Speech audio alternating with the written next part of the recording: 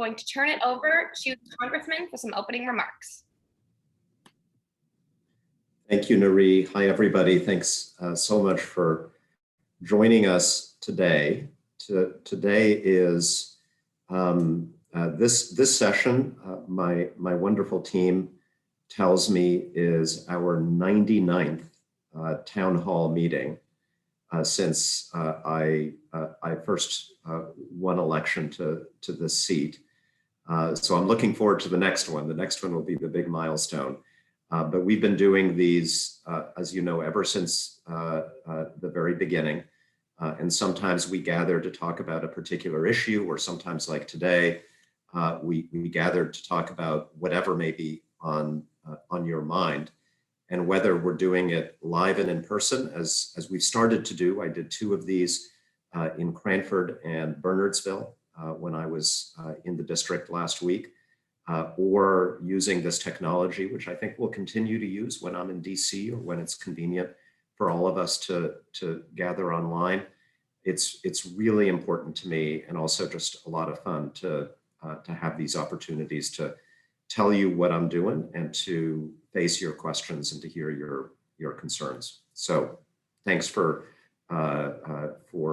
being part of it. There's a lot going on right now, and I'm staying the weekend in Washington between in the middle of a very, very productive session to try to make sure that we see some things through here. And I wanted to start by just talking about what I see happening over the coming weeks and what I think we've accomplished in the last few weeks. Last week, as many of you know, on July 15th, folks across America started receiving checks from the U.S. Treasury Department of either $250 or $300 for every child in their family. This was something that we delivered in the American Rescue Plan legislation that President Biden signed a couple of months ago. And I think it's one of the most important and transformative new laws that we've seen pass in America in a very long time. It was a bipartisan idea. It's something championed by both Democrats and Republicans over the years. It is a policy similar to something that to family support policies that most wealthy democratic countries have. And it functions, I think, for us in two different ways. For many families in our district, this is a middle-class tax cut. It's probably the biggest middle-class tax cut we've seen in America in a very long time. And I think it contrasts very well with what was done to New Jersey, to us in the 2017 tax bill, when the SALT deduction was taken away to pay for largely large tax breaks for corporations and folks at the very top end of the income scale. This is money that's going to be going out every single month, and this is important. You don't have to wait until April 15th. Every single month, advance payments to middle-class families with children across our district and across America. And for those most in need, it's an absolute lifesaver. I met with a single mom in Flemington just last week, who is working as a restaurant manager, trying to take care of her 3-year-old daughter on a very low salary. And she told me that this is going to be basically a solution a month for her, an opportunity to give her daughter not just what she needs, but occasionally something that she wants, even as she, the mother, limits herself to only what she needs. And I've been thinking about that ever since that conversation. I think it's one of the most important things that I've been involved with since I've been a member of Congress. And far from discouraging work, which is something we don't want to do at a time when we have a labor shortage in America, it's a provision that will enable working parents to go to work because it'll help pay for childcare and for transportation. So this is something we've delivered. And I think that's the theme I want to stick to today, because so many times when we have spoken together in the past, I've spoken to you and you've spoken to me about hopes and dreams. I've spoken to you about my goals, my objectives, what I'm going to fight for, what I'm going to stand for. You've talked to me about what you want me to try to fight for and stand for. But the last 2 years have been frustrating in terms of getting things delivered. And we are now actually passing legislation. We are fulfilling promises. I ran, amongst other things, on healthcare, on trying to get the cost of healthcare down for middle-class Americans. And in the American Rescue Plan, we also delivered on that. No American going forward is going to pay more than 8.5% of their income on health insurance. And we've seen rates for people who get healthcare on the individual marketplace go down hundreds of dollars a month in some case in the last couple of months because of that bill that we passed.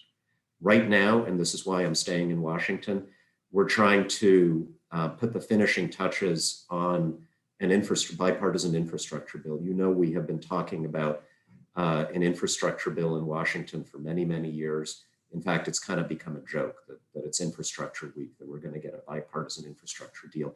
Well, we have a bipartisan infrastructure deal, which is now being fashioned into an actual piece of legislation that I think will get 60 votes in the Senate and come over to the House and be adopted here. And I'm trying to make it as good and as strong as possible in these last minutes when we still have a chance to shape it. But whatever the last minute changes may be, this is a bill that will pay for the Gateway Tunnel project and dozens and dozens and dozens of road and highway and bridge and airport and port and water infrastructure and broadband infrastructure projects all across our district and all across New Jersey. It's going to put thousands of people in New Jersey to work, and it's going to fix a lot of the stuff that needs fixing in all of our communities, including rural communities in the western part of our district. And I've been working with mayors and county officials in every part of the district to try to make sure that our priorities are met. And when we're done with the infrastructure bill, we're going to have a chance to move on to, and you've read about this, a budget reconciliation bill. It's a technical term for the procedure that we have to use to get around the filibuster in the Senate on issues where we may not be able to get the full bipartisan buy-in that I'm hoping that we have on this infrastructure bill. And there's a lot we're going to do in that budget bill. This is where I'm going to make my stand along with other members of our delegation on the SALT deduction. And I think we've got at least a fighting chance to make some progress in clawing back that deduction for homeowners in our district. This is where we're going to make our stand on climate policy to make sure that at a moment when we see much of the world and parts of our country burning, literally burning, that we work with private industry on real market-based solutions to try to keep the world's temperature from rising to a point where it's just unsustainable for life on our planet, for our economy, for the things that we want our children to inherit from us. So watch that space, but there are a lot of different ways to do it, a lot of different strategies, all of which will have to be tailored to the rules of the Senate, which are not easy, but doable. And that's something that's going to be a big, big priority for me in coming months. The infrastructure bill, by the way, is a down payment on that strategy because it will give us a huge, huge increase in funding for mass transit, for rail, for clean forms of transportation in our country, for electric vehicles, for upgrading our national electric grid so that we can actually connect. When we connect those vehicles to the grid, it can sustain the extra load. So a lot of this we're doing in our bipartisan bill, but there's more that we can do in the budget reconciliation bill going forward. So that's what makes me so optimistic right now. I feel like despite all the frustrations that we still have, we're going to talk about some of those on this call. Despite the high level of crazy in Washington and in our politics, and you know how strongly I feel about rising extremism on both sides and the polarization in our country, we can talk about that. Despite all of that, the Congress that you guys helped elect is delivering in ways that we haven't seen in many years. If we can land all these planes that I just mentioned, I think we'll be able to say by the end of this year, even halfway through this Congress, that we have had the most productive legislative session of any Congress probably since the Great Depression in the 1930s. So we should feel good about that because we made a very big difference in shaping the nature of this Congress in the last couple of elections. So with that, I know I've just touched on the big headlines. You've got a lot of specific questions on those issues and others that I didn't have time to mention. So I look forward to hearing your thoughts and answering whatever comes up. And back to you, Nari, to moderate the discussion. Thanks, Tom. All right, we're going to go into a few FAQs that were asked and submitted beforehand. And after that, we will go into live questioning. So if your pre-submitted question was not answered in the FAQ portion, we ask that you please just address it again using the chat feature for it to be answered live by Tom today. Just a reminder, if you would like to ask a question, please go to the chat feature at the bottom of your screen, include your name and the town you are from along with your question. Now would be a great time to start messaging in those questions as well. All right, Tom, for your first FAQ, what is the status of voting rights legislation? And how will we protect voting rights if they do not pass the Senate? The status of voting rights legislation is that it has passed the House, or at least H.R. 1, which is a major part of our voting rights agenda, has passed the House.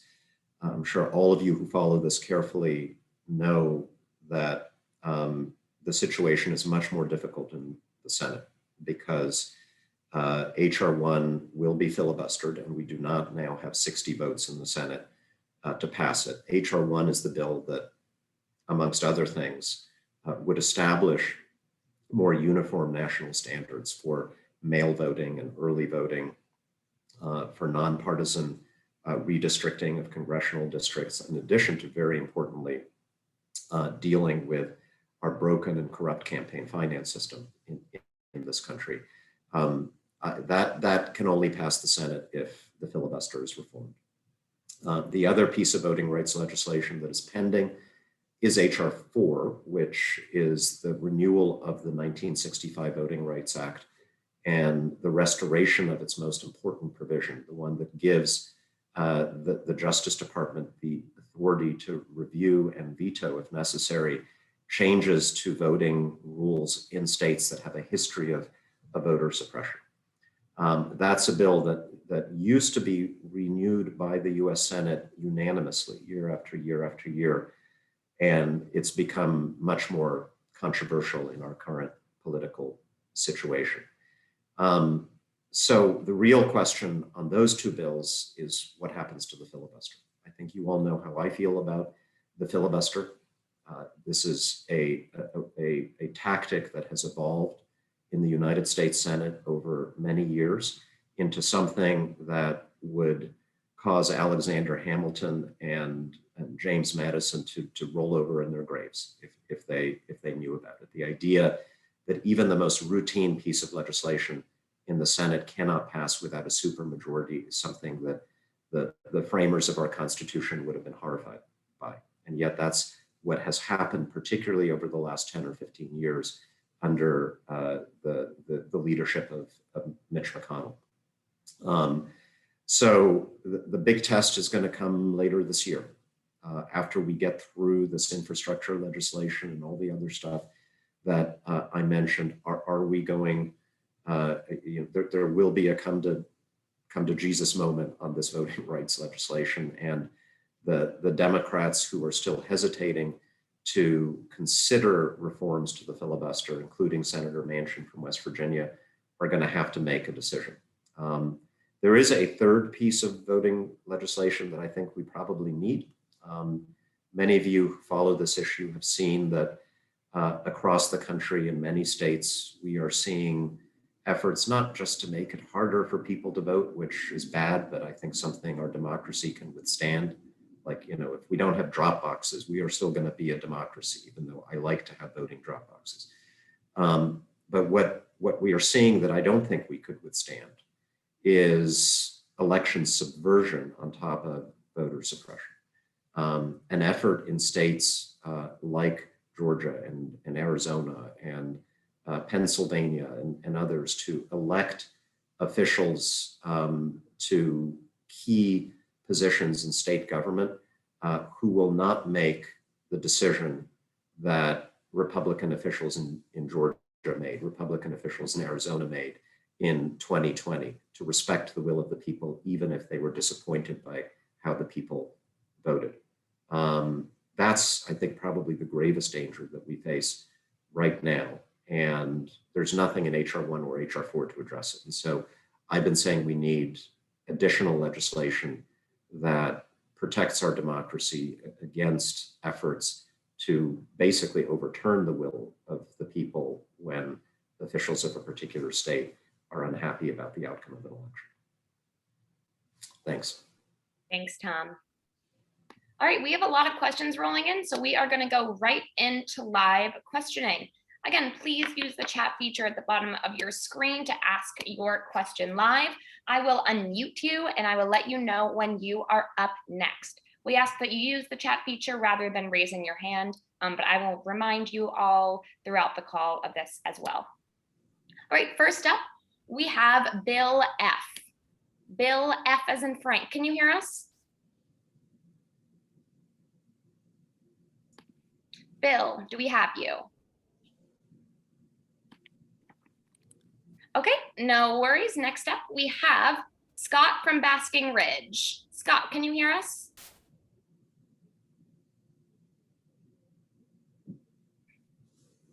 Scott from Basking Ridge. I think you need to Hello? unmute. You need, oh, okay, we can hear you. Is that Scott? Yes. Okay, Scott from Basking Ridge, go ahead with your question. I'm an inventor. I have a small business and I have 85 patents to my name issued. And one of the things as a small independent inventor, corporations and universities have a huge advantage over independent and small business inventors at the patent office. Would you consider subsidizing small entities by at the patent office to help offset the disadvantage that we have? Because big corporations and universities have tons of lawyers and can basically swamp out any small business. I'm always willing to consider ways that we can help small businesses hold their own in an economy where large businesses have all those advantages. I have to admit, this is not an issue that I've studied with regard to the patent office, but I'd be happy to have you get on the phone with my staff to learn more about what you've been going through and to see if there are good ideas out there to try to level the playing field. Thank you. Of course, thank you for raising that. Thanks, Scott. And we can if you'd like to do that, Nari, I think we should get Scott's Absolutely. contact. Scott, I will reach out to you to get your contact information, and I will pass it along to one of our staffers as well. Thank you. No worries. Next up, we have Max. Max C. C as in cat. Max, do we have you? Yes. Thanks for taking my question, and I'm calling in from Melbourne. I wanted to just find out where you stood on Medicare for All. I know a majority of Democrats in the House have co-sponsored Medicare for All legislation. You talked earlier about capping out-of-pocket costs for some of the ACA plans, which is great, but it seems like there are still some pretty big issues in our system in terms of tens of millions of people still not having insurance, people being underinsured, denied care, not to mention just how the pandemic has really shown, I think, the shortcomings of tying healthcare to employment, of which we're the only country that really does that. So I'm just curious where you stand on that. Yeah, that is true. I'm not sure if we had to do it all over again, I don't think we would have created the system that we have. We have the system that we have, right, which is what makes this a very complicated question. And I have not I've not supported Medicare for All per se, in part because we have a system in which 150 plus million people do have health insurance from their employers, and many Americans are happy with what they have. We have an entire industry organized around the provision of healthcare in that way. So I've not gone so far as to support Medicare for all for those reasons. That said, I would agree with you that capping the out-of-pocket costs under the Affordable Care Act, while great for those who benefit from the lower costs, doesn't really solve our problem with healthcare in America. It doesn't solve the fact that we pay as a country about twice as much per person for healthcare as the people of almost every other wealthy, advanced country in the world, where the healthcare outcomes are just as good as the United States. It doesn't. It helps with the access issue because for a lot of people who were priced out of health insurance in the past, they're now going to be able to afford it, but it doesn't guarantee universal coverage, which is our goal. So I think the next step, I do believe in a step-by-step approach here. I've argued the next step should be to enable all Americans to buy into a public option system like Medicare, which works very well for our seniors. I think that would also have positive impact on price and affordability because it create more competition with private insurance companies. And we're a capitalist country. We should, I think, embrace that, but use competition, exploit the virtues of competition to try to get consumers a better deal. And I think a public option would be a good way to do that. I've supported and introduced legislation to create an even more modest version of that as a first step, and that's legislation to enable first responders, firefighters, police officers, and EMS workers who retire early at age 50, and many of them do, in part because of the difficult nature of their work, to buy into Medicare at that age, something that our firefighters and police officers are very strongly supporting, and I think could garner more political support because there's such bipartisan support for our first responder communities. So small things leading to larger things, I think, are the way to get to a better healthcare system that better controls costs and delivers the care that people need. Thanks so much. Thank you both. Next up, we have Nancy from Martinsville. Nancy, can you hear us? I can. Can you hear me? Yes, we can. Go ahead with your question. Hi, Tom. We've talked before, and climate is a big concern of mine. And I'd just like if you could speak on where you see carbon pricing fitting into this, the reconciliation or the first bill that you talked about, because we're one of only 2 countries that don't have something like this. And I think we'll lose a competitive edge if we don't do something like this. Yeah. Thoughts? Well, I'm glad that you put it in terms of losing our competitive edge. I think when we talk about what's happening with the climate, there is a dark side, but there's also an opportunity.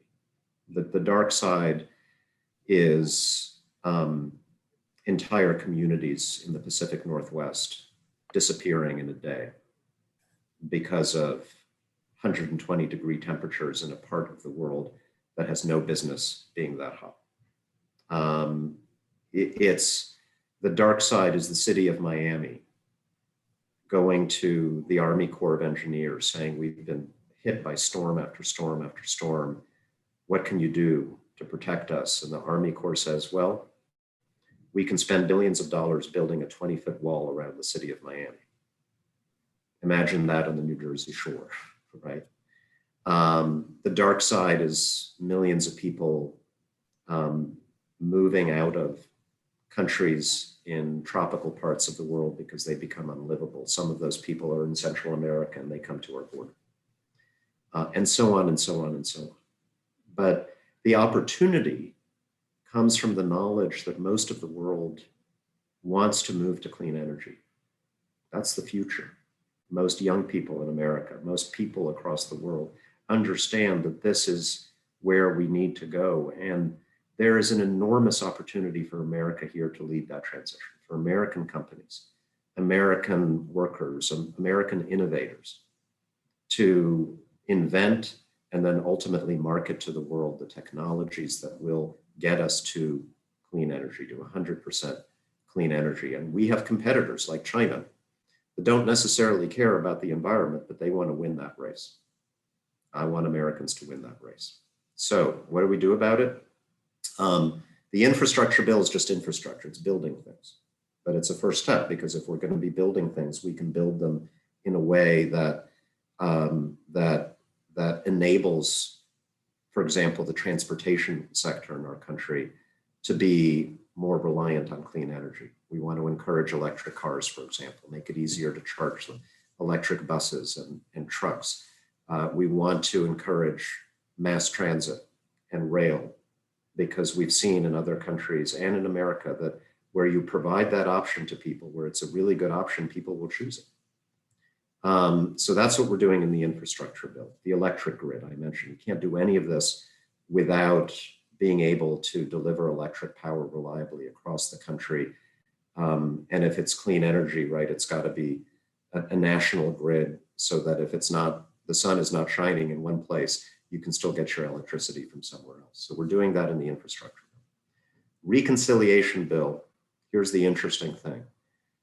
There are very strict rules as to what you can include in a reconciliation bill to avoid the filibuster. Basically, you got to be spending money or you have to be raising money. It's very hard to make policy, make new policy in a reconciliation bill, to create new rules, new regulations. So President Biden has proposed a clean electricity standard for this reconciliation bill. That's basically what we've done in New Jersey, to say by a certain date, 2035, all of the electrical utilities in America have to generate their electricity using clean technologies like wind and solar and other things, nuclear as well. That would be, I would support that, but I worry that that's not going to be allowed under the reconciliation, the budget reconciliation rules, because that's kind of like a regulation. It's not spending or raising money. A carbon fee probably would be allowed under reconciliation rules. And so I think there is going to be a very serious discussion.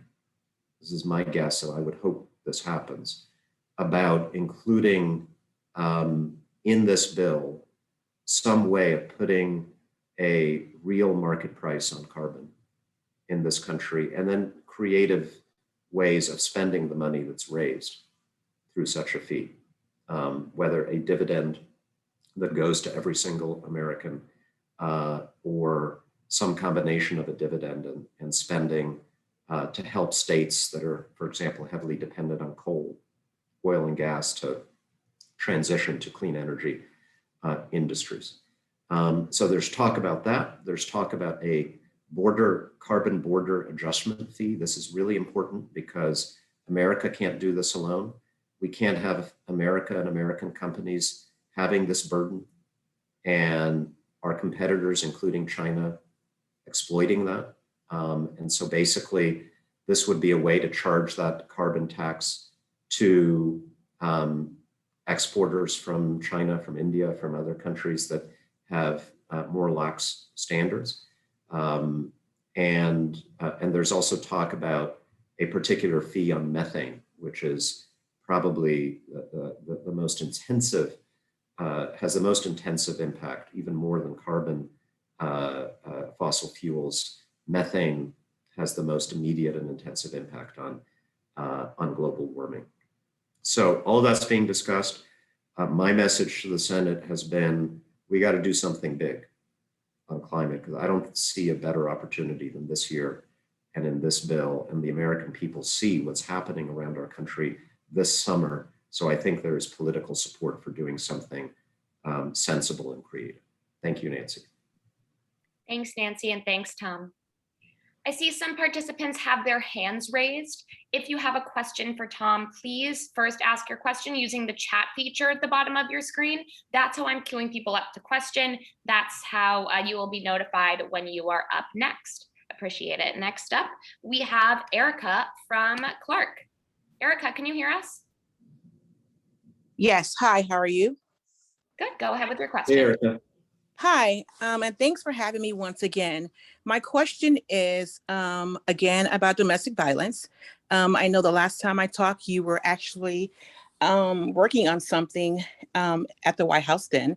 But my question is about like the new recent situation with Yasmin Ure, the one who was kidnapped from New Jersey and taken to Tennessee and murdered. And, you know, the father of the child, he has now been extradited back to Jersey. But what can we do as an advocate? I just opened up my own organization, which is Trap the Treasure Incorporated, to help stop domestic violence as much as we can.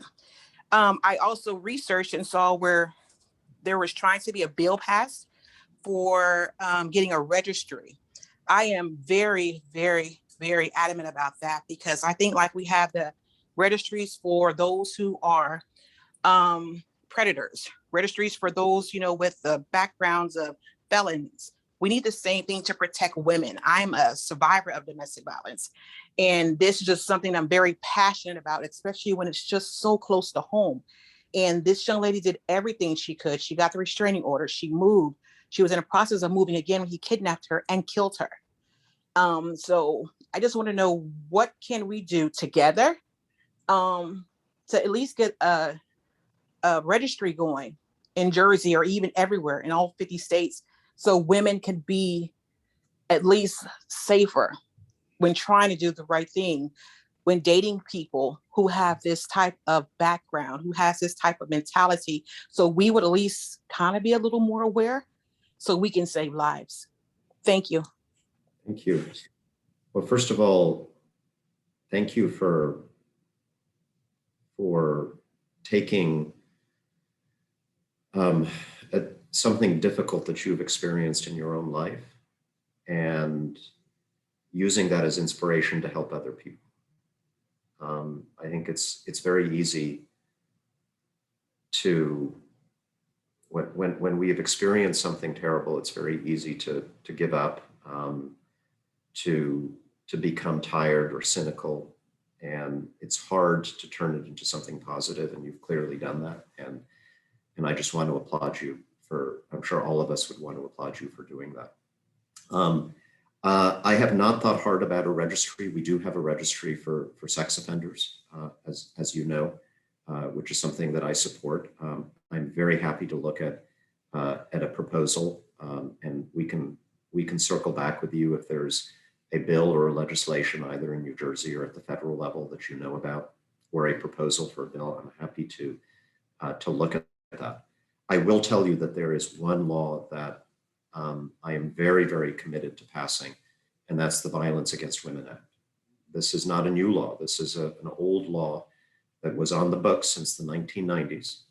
And it's the law that basically authorizes all of the federal government programs, working with states, working with our local law enforcement agencies, working with community organizations to try to prevent sexual violence, violence against women. And a couple of years ago, for the very first time, Congress didn't renew it. We've renewed it in the House now twice, and it's one of these bills that's stuck in the United States Senate because we can't get those 10 members yet, at least of the minority party, to go in with us to break a filibuster.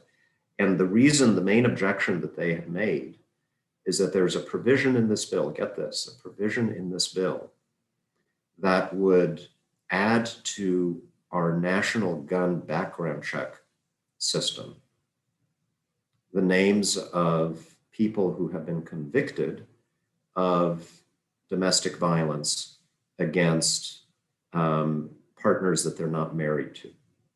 This is the so-called boyfriend loophole in our background check, our gun background check system. If you're married and you abuse your partner, then that information is entered in the system. But if you're just the boyfriend and you have hit somebody, you have abused somebody, then you're not. You can go out there and you can buy a gun. And we know that so many instances of gun violence in our country, of deadly gun violence, are in the context of domestic abuse.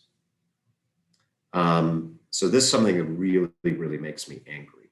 And I want to pass that bill, and I do not want to drop that provision because I think it would be shameful if we gave in to those who are so dedicated to the NRA, National Rifle Association agenda, that they want to basically protect domestic abusers' so-called right to purchase a gun that they might then use to do more than just hit their partner. So that's my top priority there. And remember, the background check system, that is a registry, right? We want to make sure these people are on that registry. Thank you.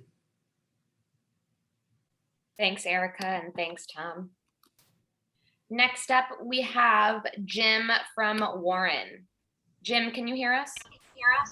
Yes, I can. Hopefully you can hear me all right. Yes, we Yes, can. Jim.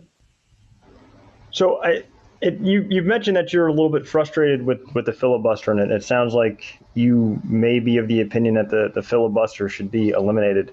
And I'm just curious. The filibuster has been used numerous times by both parties to essentially protect the rights of the minority party in the Senate. I'm just trying to figure out what's the distinction now as opposed to last year when it was used over 300 times by the Democrat Party to stop legislation that was a Republican priority. Correct. It's a perfectly fair question. And actually, I don't think there's much of a distinction between this year and last year. I think the distinction historically is between like the last decade or so and most of American history. So as you know, this was not in the Constitution, right? So the first few decades, there was no filibuster. It was the framers basically said, you need a supermajority in the Senate for ratifying treaties, for impeaching the president of the United States, for a constitutional amendment. They specified these things where you need a supermajority. Everything else they assumed would just be a majority of senators.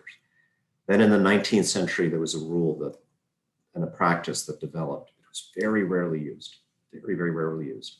20th century, it was used a little bit more often. Most famously or infamously, it was used in the 1960s and 50s by segregationist senators who opposed the civil rights legislation of that era.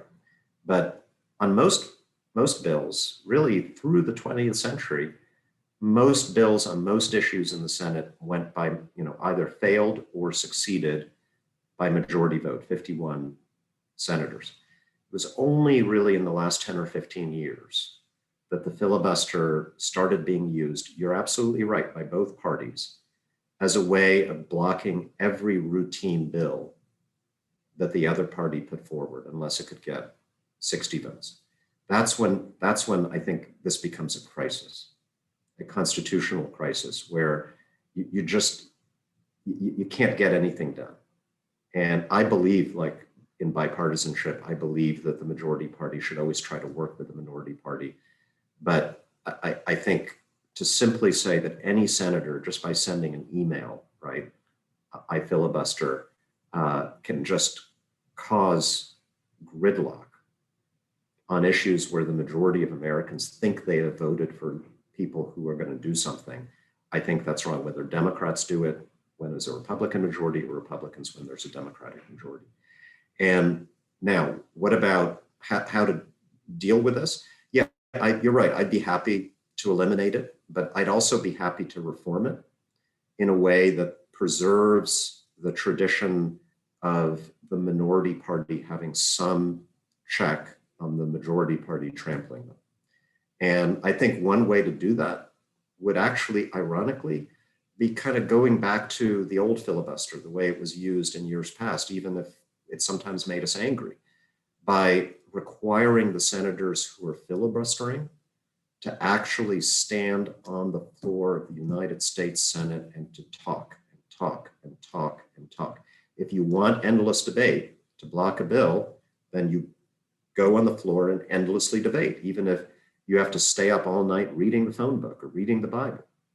Show the American people that you care that much about blocking a majority bill that you're willing to do that. And that has two advantages. Number one, it would be used more rarely, right? Because they're not going to do that for everything. And number two, it would be a big drama where the American people could then see the debate and they could be happy that a bill is being filibustered, or they could get angry and they could hold us accountable one way or another. But right now, it's just become too easy. Anybody can do it without lifting a finger. And totally agree with you. Democrats, Republicans, doesn't matter. The reform should apply to both sides. Thank you. Thanks both. Again, I still see we're having some new people come in. I see people with their hands raised. We have a lot of questions to field through. So please add yourself to the queue by putting your question in the chat feature at the bottom of your screen. I will go ahead and put it into the queue and I'll let you know when you're up next. Next up, we have Michelle from Cranford. Michelle, can you hear us? Michelle, do we have you? Just unmute your mic.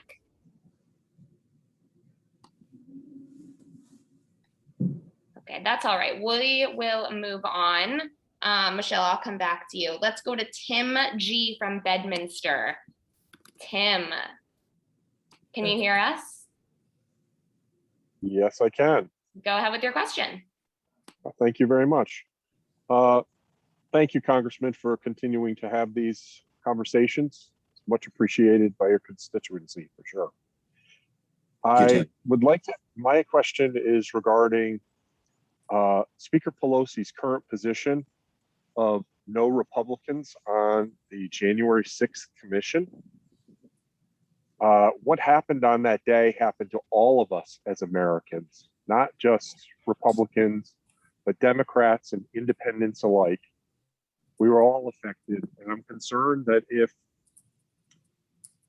Speaker Pelosi continues to keep this position, that it will be perceived as a partisan activity rather than the unified commission that it actually needs to be, to provide that accurate information about what actually happened on that day, from both perspectives, from the rioters' perspective, but also from the federal perspective as well. What happened with both groups?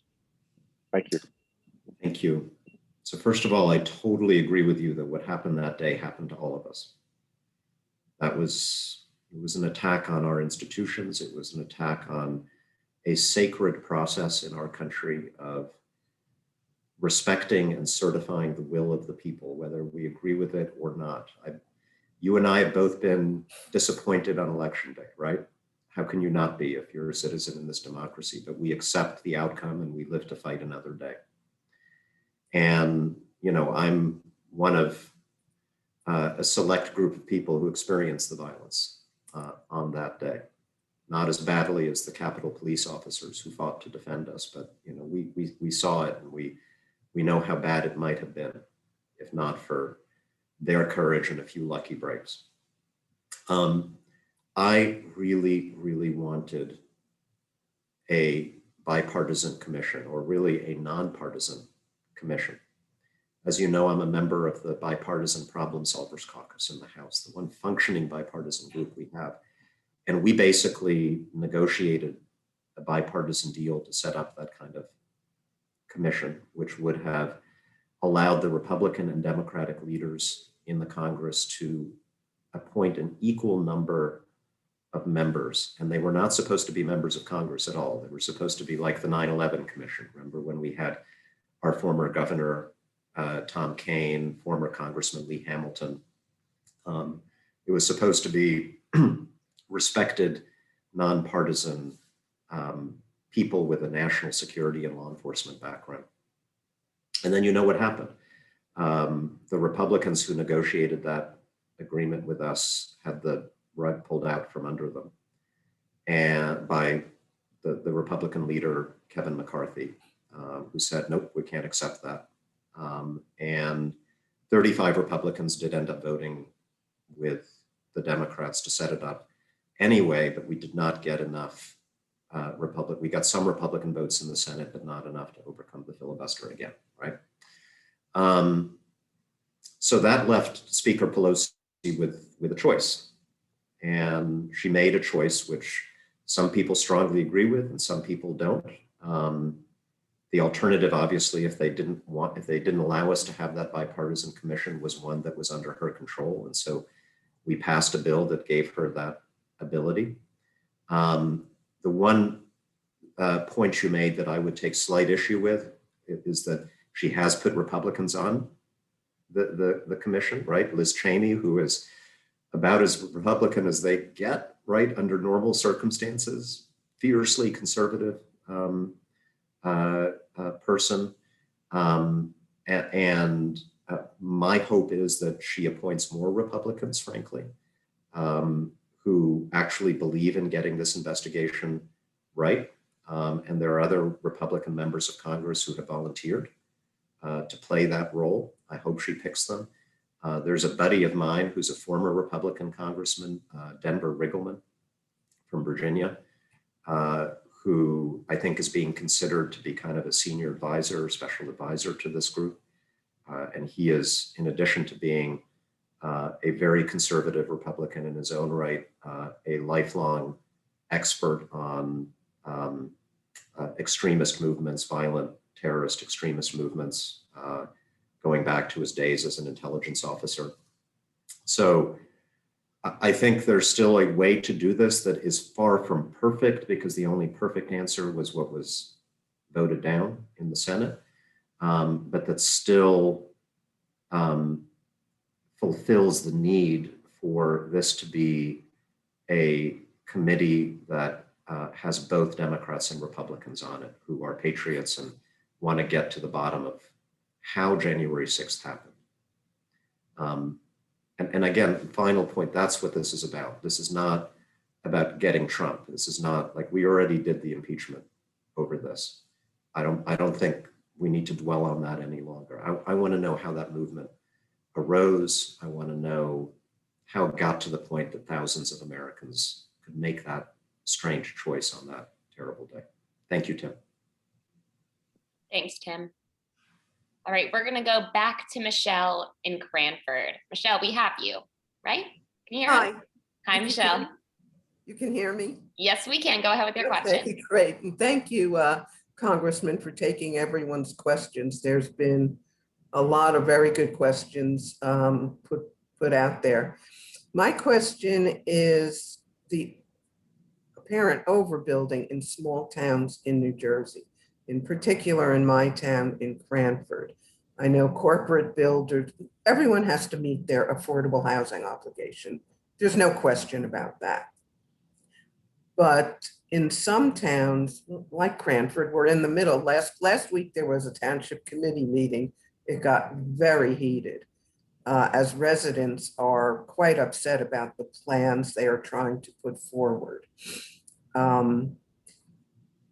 I think there are other ways of going about it that actually the township doesn't want to hear about, like the pilot program, where you actually give payment in lieu of taxes program, where we allow them to pay less taxes.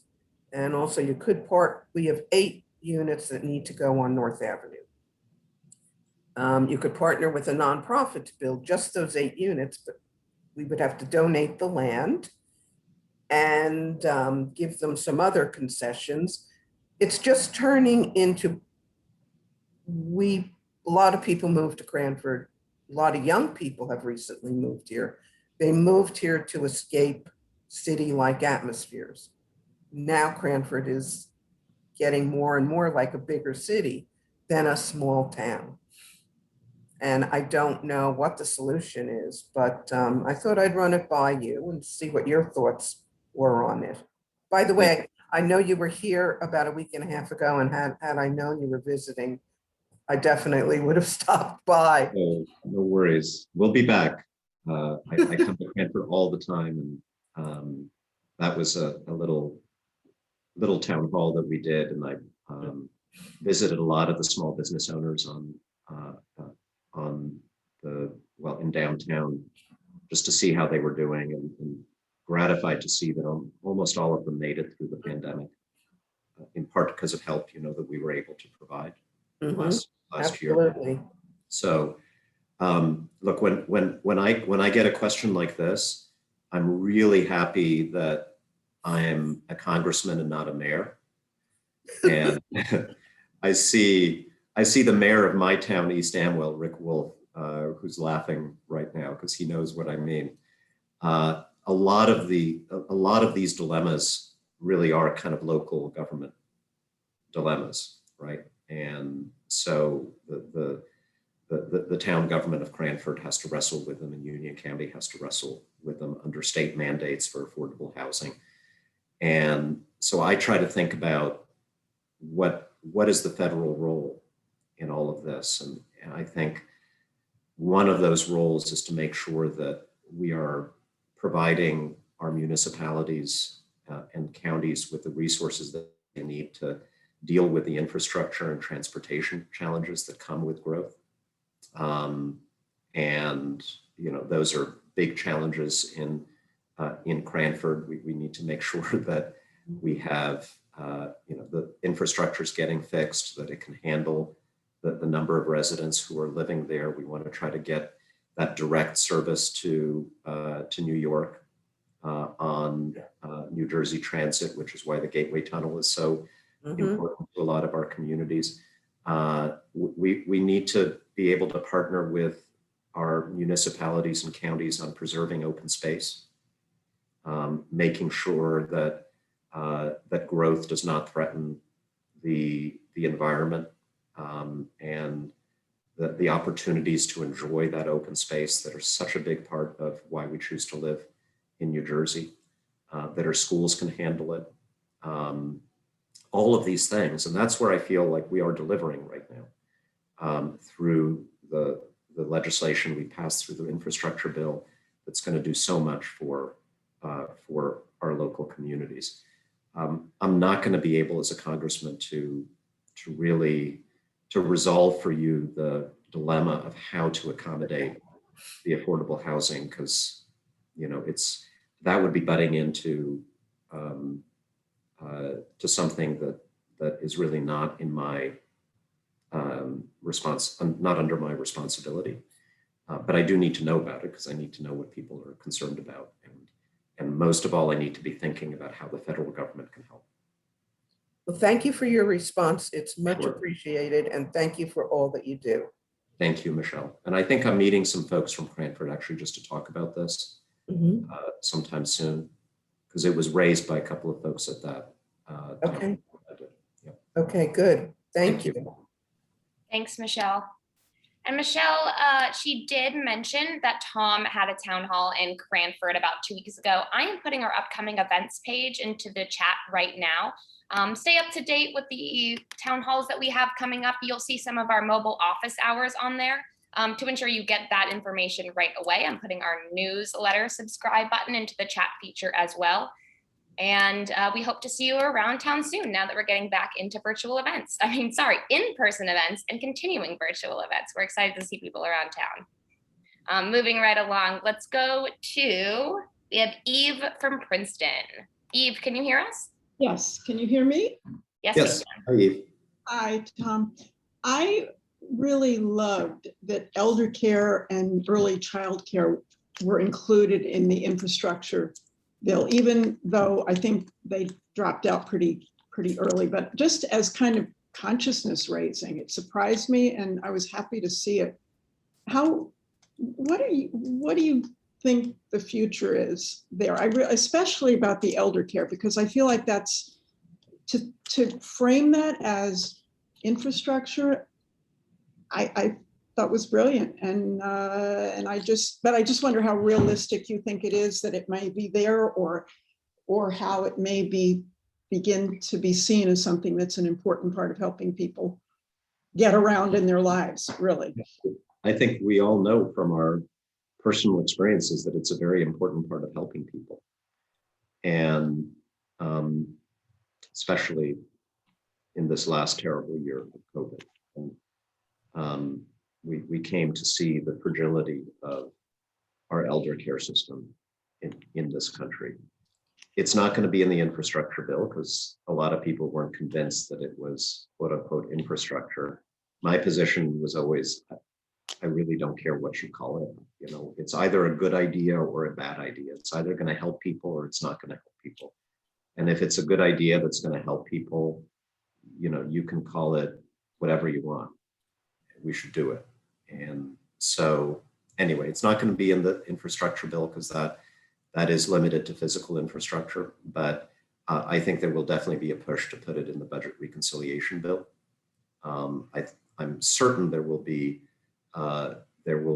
provisions in that bill for early childcare, guaranteeing high quality preschool for every 4 and 5 year old in America. That's actually something we can do relatively cheaply to supplement what states and local governments are already doing, as well as potentially providing childcare vouchers to families who struggle with that. You know, one of the big things I hear from small business owners right now is the difficulty of getting people to take jobs. You see help wanted signs, particularly in restaurants all across in every community that I visit in my district. And some of that may be pandemic related. Some of that may be because of the continuation of the pandemic unemployment insurance, but also certainly some of that has to do with the fact that schools were closed last year and childcare is expensive and sometimes hard to access for low-income families. And so working parents are forced to choose between continuing to work and staying at home and taking care of their kids. So I do think really, really important that we make that investment in childcare. So watch that space. It's one of those are both issues that are going to be seriously looked at in the budget reconciliation bill.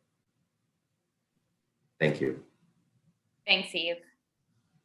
Let's go to Carol from Short Hills. Carol, can you hear us? Yes, I can.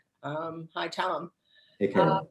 Thank you for doing these. The question that I have, we historically have had a real backlog in court cases, and there are vacancies in the federal courts now. What efforts are being made to expedite appointments at the various levels of the federal courts? Biden is, I'm confident the Biden administration is going to appoint people briskly, or nominate people, briskly for openings. And back to the Senate and its dysfunctions, we're seeing very slow progress in confirming not just judges. I think there are not a lot of judicial appointments pending right now, but a lot of senior officials who should be working in the administration for the executive branch right now are seeing their nominations delayed. Some of it is just the slow moving nature of the Senate. Some of it is because you have an individual senator, mostly Ted Cruz, who is placing holds on nominations right and left to extract concessions from the administration. And that's very troubling. I'm not a senator. I can't directly do something about that, but it's something I'm watching carefully. We will break through it. Things will be late, but they will happen. And I'm confident the Biden administration will do everything on their part to accelerate or to make sure that those vacant positions are filled. Thanks, Carol. There are backlogs in everything right now, a lot of which have to do with the pandemic.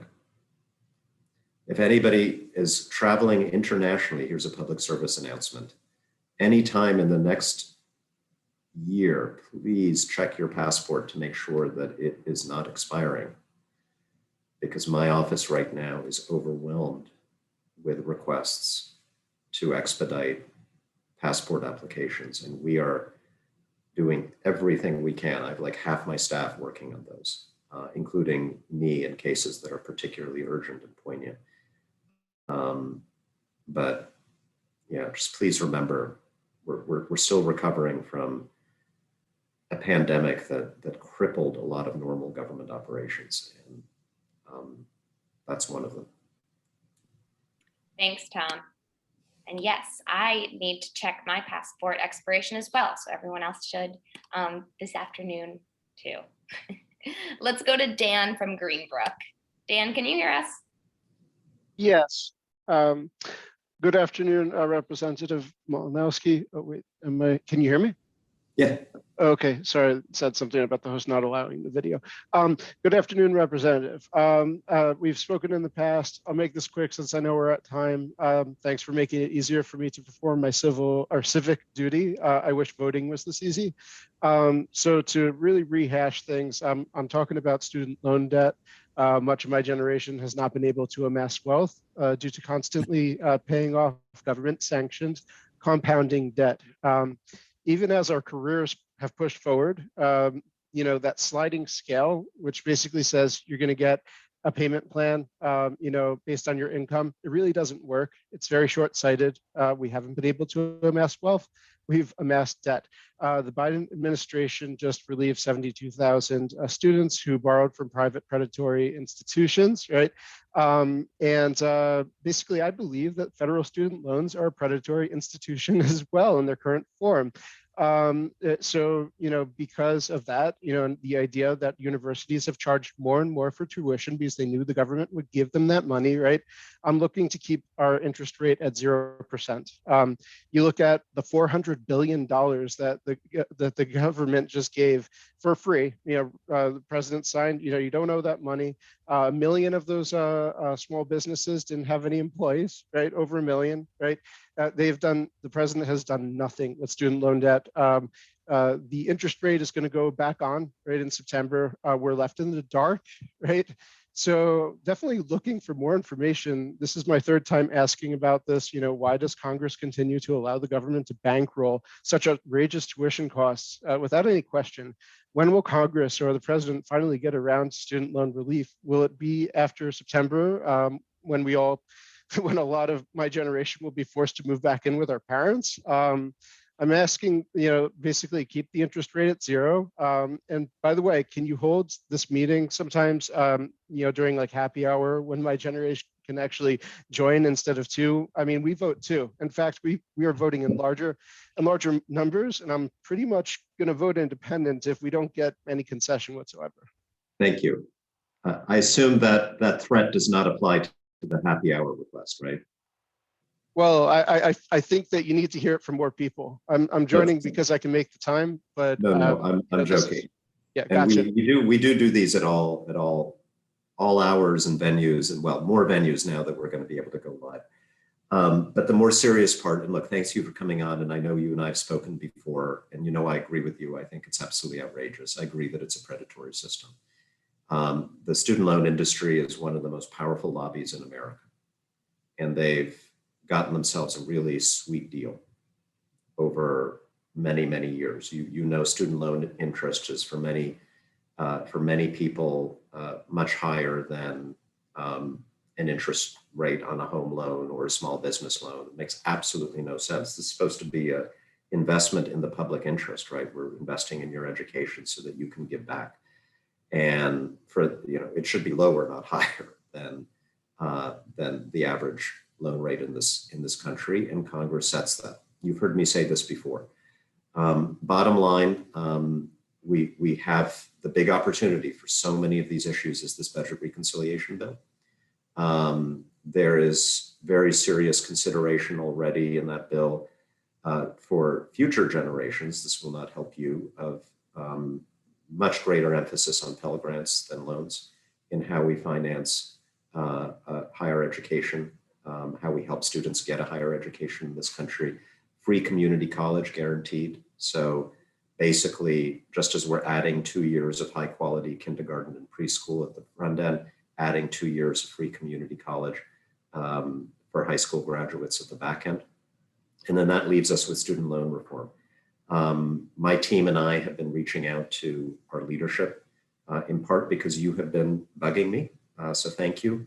To see what we can include on student loan reform in the budget reconciliation bill. As you know, I think, there are a lot of potential solutions. One is similar to what we've done on healthcare costs, where you basically say nobody in America should have to repay more than a certain percentage of their income every month. That would still, people who are doing extremely well, who can afford it, fine. Folks who have chosen public serving professions that inevitably pay less well are not penalized for that. We're trying to fix the public interest forgiveness, public service forgiveness program that was so broken in the last administration. And I totally agree with you. We got to do something about those interest rates, which Congress controls. So those are the things that I'm asking about and that I'd like to see get done. Thanks, Dan. Thank you, Dan. Among others. Thanks, Dan. Let's go to Ava from Warren. Ava, can you hear us? Good afternoon, Congressman Malinowski. I just want to ask you, how are you going to present legislation to help small businesses, especially since you're currently being investigated by the House Ethics Committee for failing to disclose hundreds of thousands of dollars in stock trades? What do you have to say to all of your constituents who feel betrayed by this scandal and feel like you're working in your own interest instead of theirs? Well, there's actually not an ethics committee investigation, so I think we're misinformed about that. I'm actually championing legislation in Congress to greatly strengthen ethics requirements for members of Congress, including a requirement that no member of Congress be allowed to be invested in the stock market unless they have a fully blind trust where they don't know what their investments are. Unfortunately, dozens of members of both parties don't meet that standard. I didn't when I was elected to Congress. I do now. I've set up a fully blind trust, so there can't even be the perception or the possibility of a conflict of interest. And next year you guys are going to be faced with a choice of candidates for my seat. And like right now, it looks like one of those candidates is going to be heavily and actively invested in the stock market, and it's not going to be me. So that's something for you to think about. In terms of small businesses, every time I'm back in the district, I go to main streets, I talk to restaurant owners and bar owners and the mom and pop shops that make up the character of our district. I don't see a lot of other people doing that. I don't see a lot of other people holding these kinds of meetings with constituents to hear their concerns. And as a result of that outreach, we have been able to construct programs over the last couple of years that enabled virtually every single small business in the 75 towns that I represent to survive the pandemic. Most recently, in the American Rescue Plan, we created a program on top of the Paycheck Protection Program that many of our small business owners took advantage of to provide additional relief to restaurants and bars, which I'm now working to replenish because so many of our restaurant owners applied for those grants. That's the work that we have done. And by the way, I don't like to get partisan on these calls, but since I know where you're coming from, I will remind you and everybody else that every single Democrat in the House and Senate voted to provide that relief to our local restaurants. Every single Republican voted against providing that relief to our local restaurants, even though some of them touted and bragged about the fact that we provided it after they voted no. We call that take the dough, vote no and take the dough. And if you want to talk about what constituents in my district who I speak to every single day, unlike some other local politicians, if you want to know what they are outraged by, that is what they are outraged by. Thank you, Ava. Thanks, Ava. Next up, we have Paul from Basking Ridge. One second, Paul, I just need to unmute you. There you go. Paul from Basking Ridge, can you hear us? Yes, can you hear me? Yep. Yes, hey, Paul. Hi. Yeah, actually, I'm from Bridgewater, Tom. Good to see you again. Good to see you. Before I ask my question, a quick suggestion regarding the stock holdings. Why not just require everyone in Congress to hold only mutual funds? It seems like such a simple solution. You can't screw around with individual stocks that way. So that's part, there are a couple of pieces of legislation that I've co-sponsored. And the simplest answer that they offer is precisely that. Although I would say even with a mutual fund, right, often mutual funds are in a particular sector of the economy, right? Diversified funds are not fully diversified, right? So you can have a mutual fund that kind of focuses on a particular industry.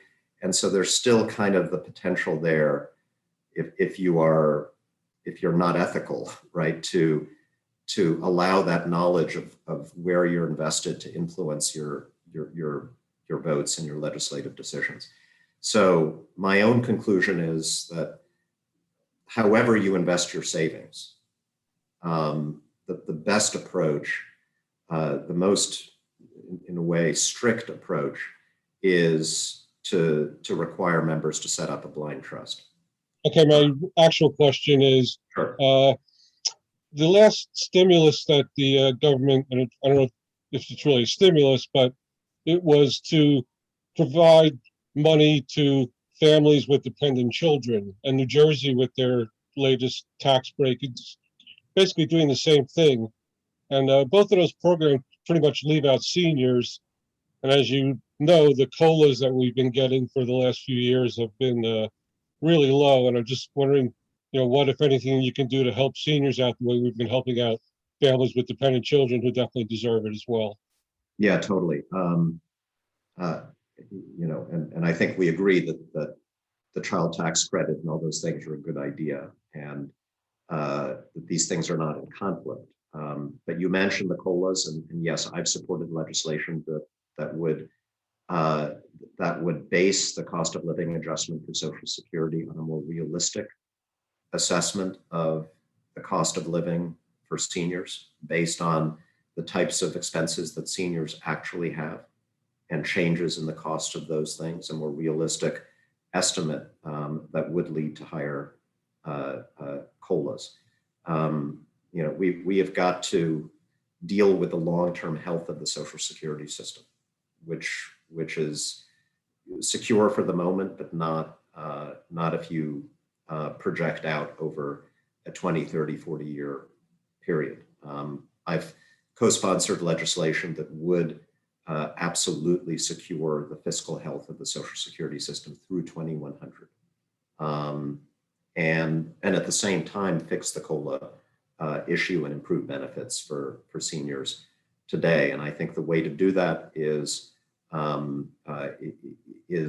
way we proposed paying for that is to basically apply the payroll tax, which right now people stop paying at a certain income, to apply it to income above $400,000 a year, which would allow us to pay for both of those goals. But you're right, that was not in the, it was not in the pandemic relief legislation, and is something that we still need to address. Thank you, Paul. Thanks, Paul. Let's go to Rick. We have Rick W.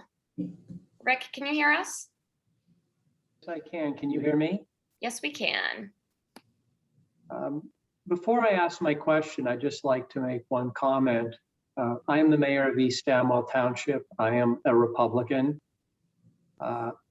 Regarding the stock trades, my party is making a big issue out of your stock trades, so I spent some time looking into what's happened.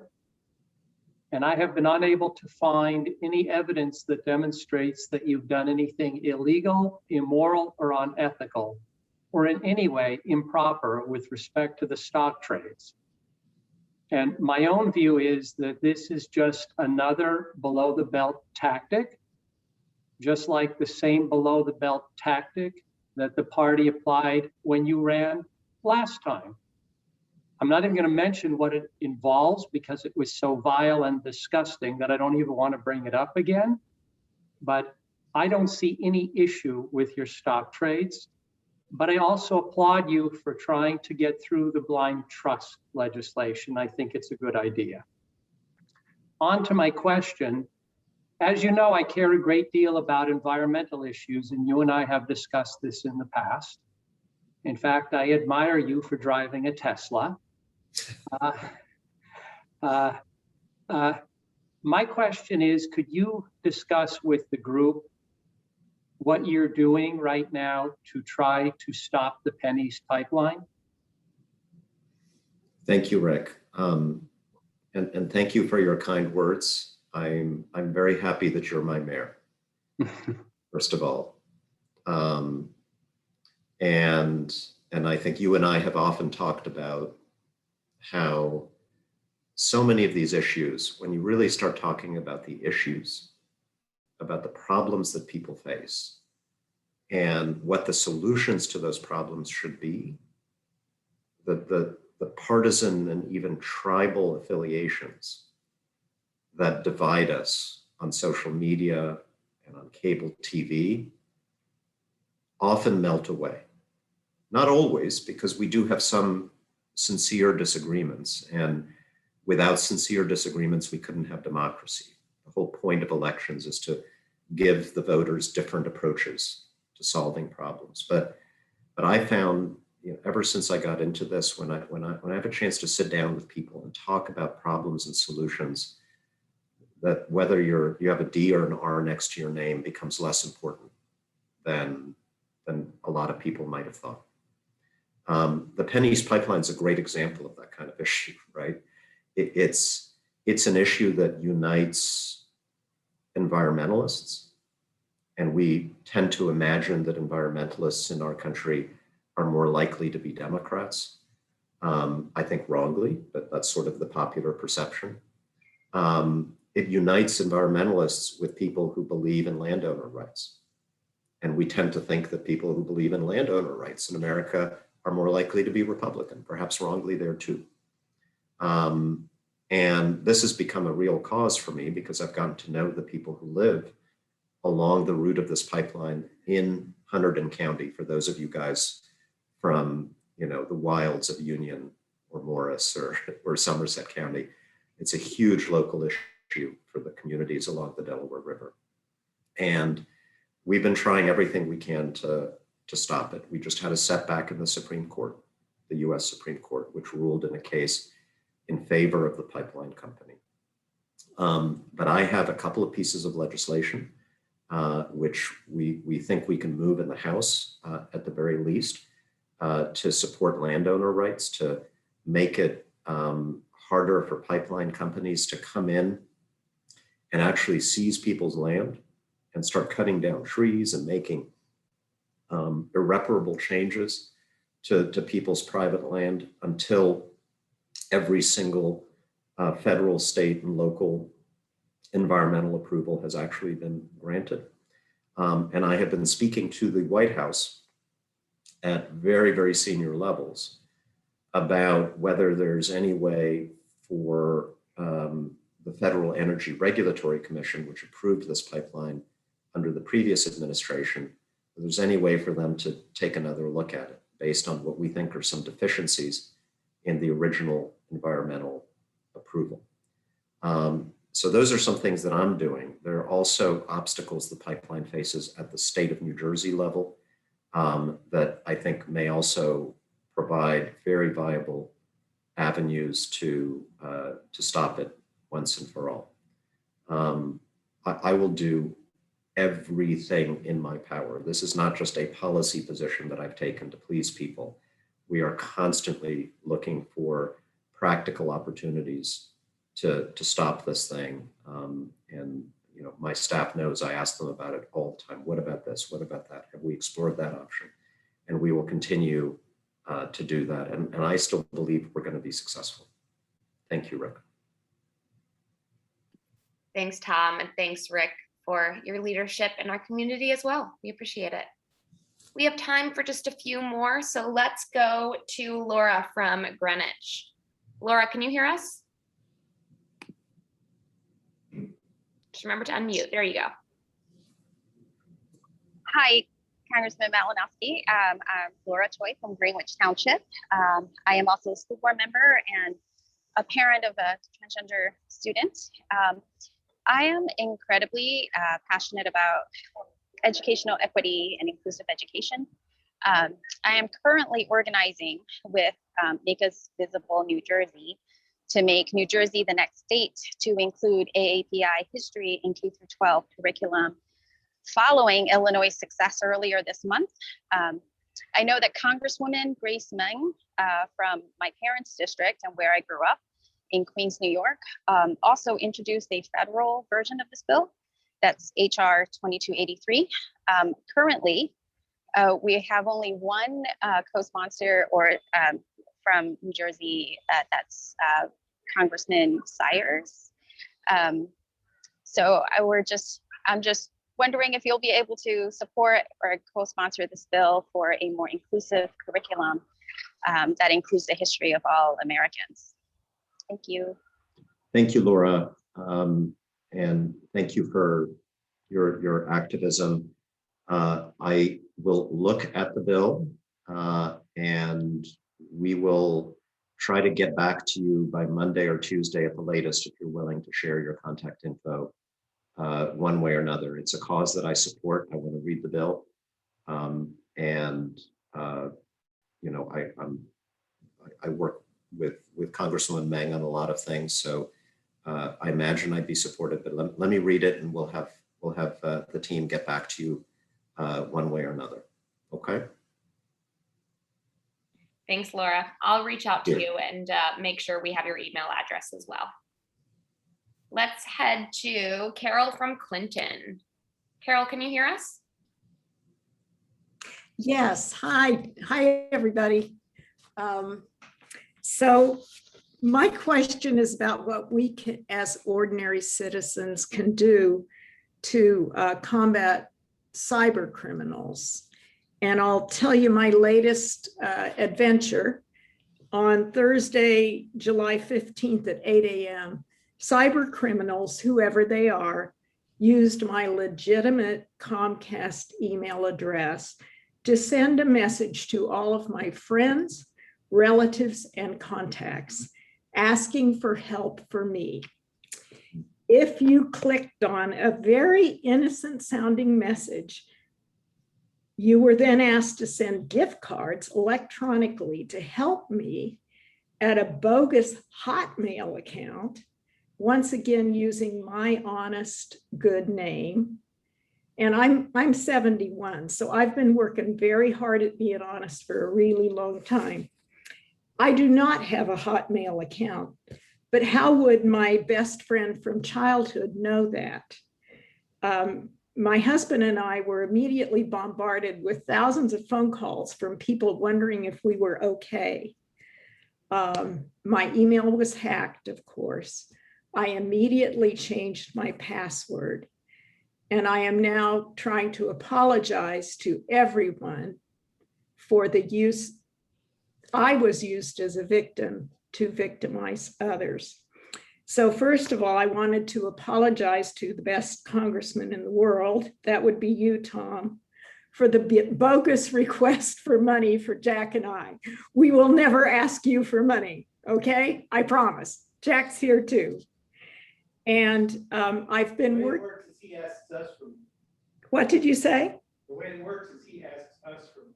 Oh, the way it works is that you ask us for money. That's the way it works. We don't ask you for money, honest. So anyway, I've been working with Comcast to lock down my system. And the only thing I can figure out that I did wrong was that I traveled to Minnesota to help with a beloved one who is having serious medical problems at age 91.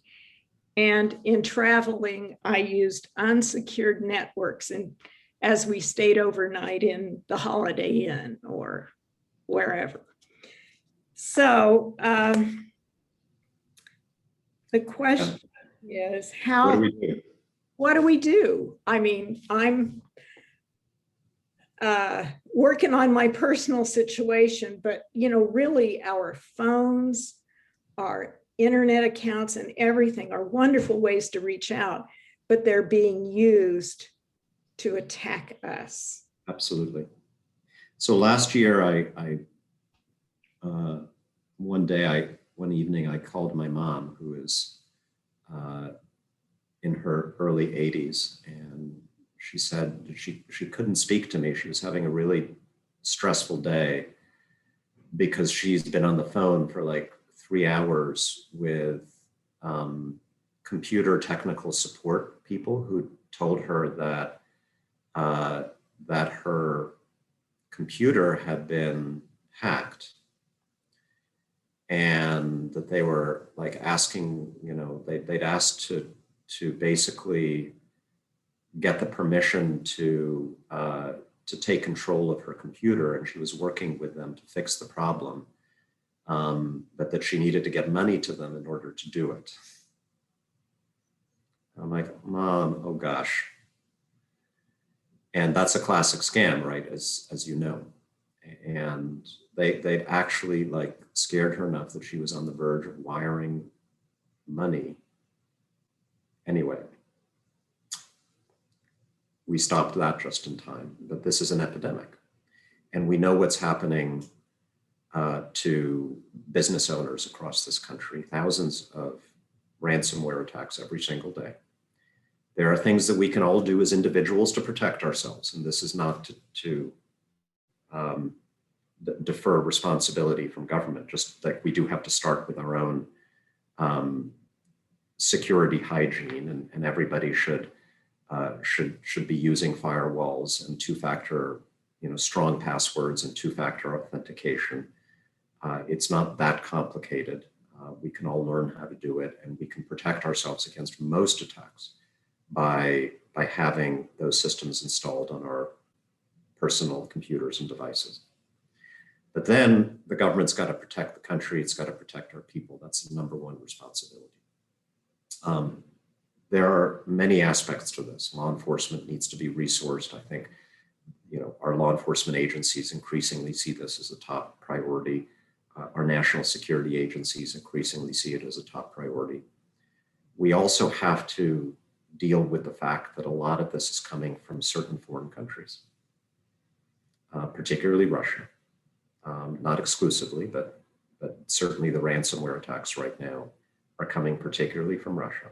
And here's the most important thing you need to know about the ransomware gangs based in Russia that took down that pipeline along the East Coast and are doing all kinds of other nefarious attacks.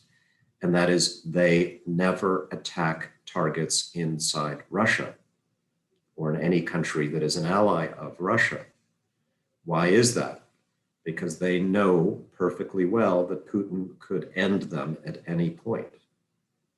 And so they've got a deal, whether it's spoken or unspoken. We will not hurt you, we'll only go after the Americans and Western Europeans.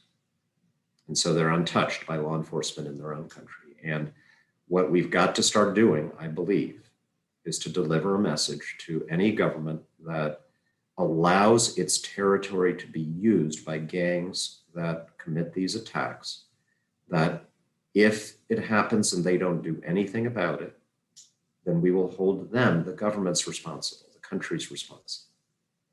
And sometimes that is going to have to require some form of retaliation. During the Cold War, we had no nuclear attacks, no nuclear war, in part because we had deterrence. Everybody knew that if you used it against somebody else, you would be met with a devastating response. And President Biden, when he met Putin not too long ago, basically said to him, like, there will be consequences. We have capabilities too, and we may use them. And I think the time has come to start using them. And I hope that we are, but we may not know it immediately because some of this is done kind of not in full public view. I think it's really important that, and I frankly would not mind if a gas pipeline in Russia were to shut down for a month. because this has got to end. And the way it ends, I think, is reestablishing deterrence.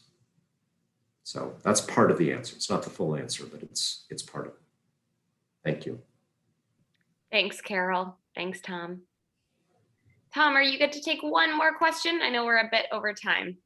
It's fine. You know, I talk too long, so that's my fault. All right, let's go to Scott M from Basking Ridge. Scott, can you hear us? Hi, yeah. Can you hear me? Yes, we can. Hey, Scott.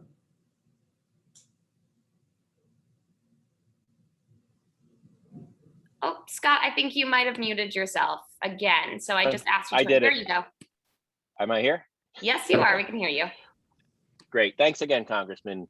I think we all have expressed it, but I'll express it again. We really appreciate your taking the time to do this and having such direct access, which is not very common amongst your colleagues. So thanks so much for that. First I had a follow-up question from the last call around the tech checks that are going to families pursuant to ARP. I had asked for some information on stratifications across income levels as to who is actually receiving the checks, obviously not their names, but just buckets of cash that are going to families, you know, broken down by maybe every $100,000. So 400,000 and above, 300,000 and above, 200,000 and above, et cetera, just to have an idea of, you know, where the cash is going and, you know, what impact it has on us as taxpayers. But I also wanted to ask you about, I think the call started off with some talk about HR 1, which I think is very noble. And you had mentioned Alexander Hamilton and James Madison. And I study history a lot. I love it. It's a passion of mine.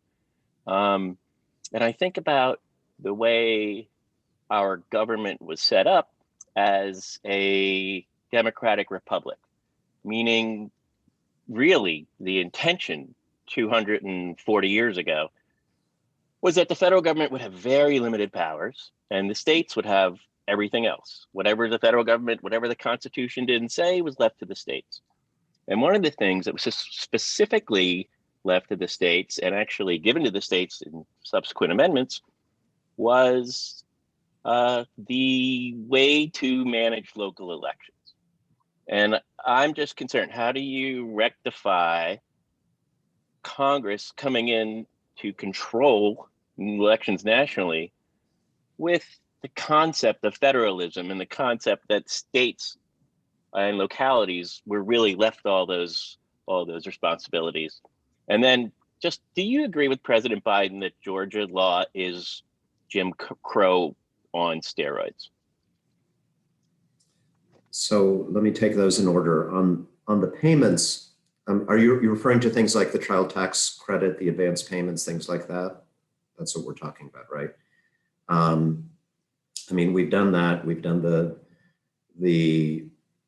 were unemployment benefits, of course. There were the paycheck protection, forgivable loans, which went to small business owners, including some independent contractors.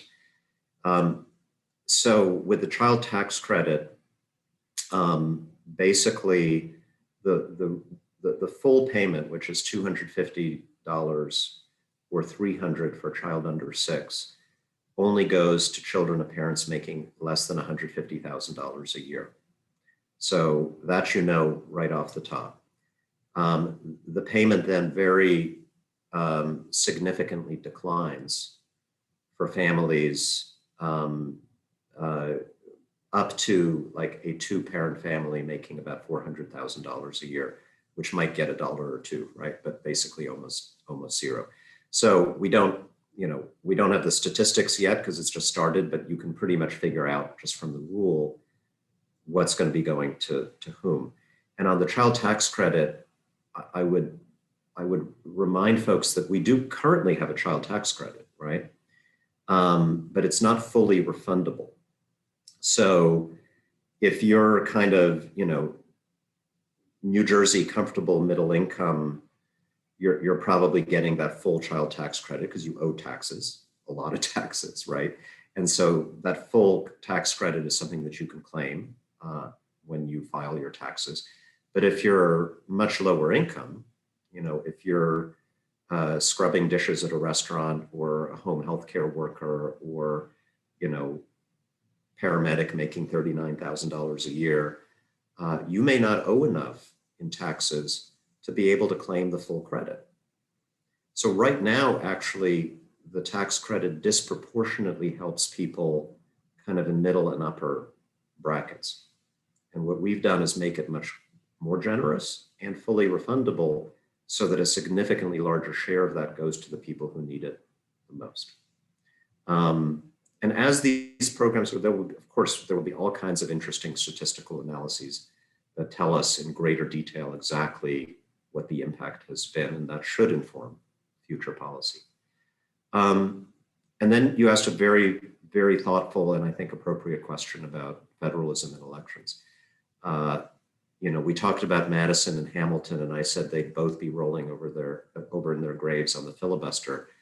On this question, I think Madison and Hamilton would disagree with each other, right? Because Madison was the champion of, I think, what you described as a system where the federal government's powers would be very limited. Hamilton was always pushing for more federal government power. And that's been the story of our country, right? The tension between those two impulses. We've always tried to find a balance. Elections, where I come down, local elections are absolutely, state and local elections are state and local matter. HR 1 doesn't mess with that. HR 1 is based on the principle that federal elections are more of a federal matter. And that's debatable. I think reasonable people can disagree about that. But I do think personally, I do think we'd be better off if some of these rules, some of which we experimented with so successfully in the last election, were kind of the norm in the country. Certainly, some of the election security rules, I think we should have paper-based, at least backup ballots, because I'm worried about all kinds of, different potentials for fraud and hacking of machines that have no paper trail. That's a good rule to have as a national standard. And do I agree on Georgia?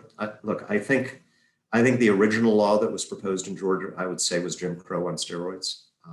I think the motivation for some of these laws is something that I question. I wonder why suddenly all these states introduced very similar legislation, all of which seem to have the intent of making it harder for people to vote. I'm suspicious about the motivation behind that, frankly, following the 2020 election. I think in Georgia and some other states, because of the pressure and the protest and the debate, which is healthy, the laws that eventually were passed, I still disagree with, but I don't think were quite as horrific as some of the rhetoric would imply. So, you heard me earlier say that what I'm more concerned about now, I'm still concerned about making it harder for people to vote, but I'm much more concerned about what I would call election subversion. About, the thing in Georgia that concerns me is that you had a Republican governor and a Republican Secretary of State who were very supportive of President Trump, very conservative. But when the votes were counted and he lost narrowly, they did their duty. And they said, look, this is what happened, right? We can't find 10,000 votes or disqualify votes that were legally cast. They did the honest thing, the patriotic thing. And now there's a movement in these states to get rid of those officials and to replace them with people who swear, next time I will just, I will declare fraud when there wasn't fraud. And that scares me a lot more than the length of time of early voting or whether there are drop boxes or the mail ballot. America can survive different opinions about how those things should happen. I don't know if we survive attempts to just overturn the will of the people. So anyway, that's where I am. Thanks for raising it. Thank you both. All right, we are nearing the end of this call. I know we had many questions that we did not get to this afternoon. So I'm putting our contact form in the chat feature right now. If you have a question that wasn't answered or any additional comments you would like to make to our office, please reach out to us through that forum. Thank you again for joining us today and for all of your thoughtful questions. And Tom, I will turn it over to you for some closing remarks. Thank you so much, Nuri. Thanks everyone for really great questions.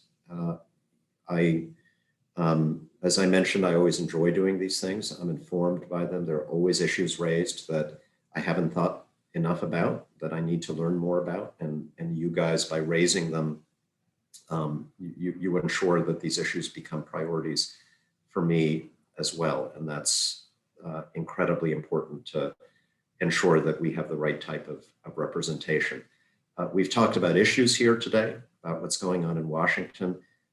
As I mentioned a couple of times, my team is also very hard at work just helping constituents with individual problems and concerns, whether, yes, it's a passport or a visa issue or an unemployment issue or a social security issue or a small business issue. Please reach out to us if we can be, if you think we can be of help, and we will always do our very best to try. I'm very, very proud of our constituent service. The numbers right now are astronomical in light of the pandemic. My staff have been working above and beyond the call of duty 8 days a week, as the Beatles said. And our goal is to, as hard as it sometimes is, to make sure that we help everybody that we can. So please stay in touch on those matters. Stay in touch on the policy and legislative issues, and join us the next time. Bring 3 friends, spread the word that this is the way we like to roll in my office and in the 7th District. Thank you all very, very much, and see you next time.